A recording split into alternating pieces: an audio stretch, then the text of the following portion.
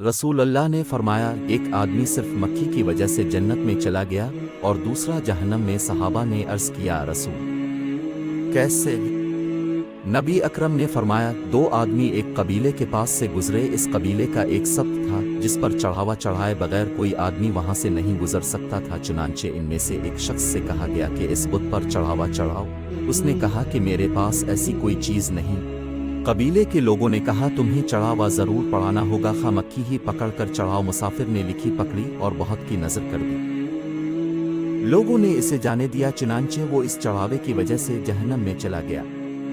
कबीले के लोगों ने दूसरे आदमी से कहा, तुम भी कोई चीज़ बुत की नज़र करो। उसने कहा, मैं अल्लाह ताला अज़्ज़ व जल के अलावा किसी दूसरे के नाम का चढ़ावा नहीं चढ़े हुआ है। लोगों ने इसे कत्ल कर दिया और वो जन्नत में चला गया।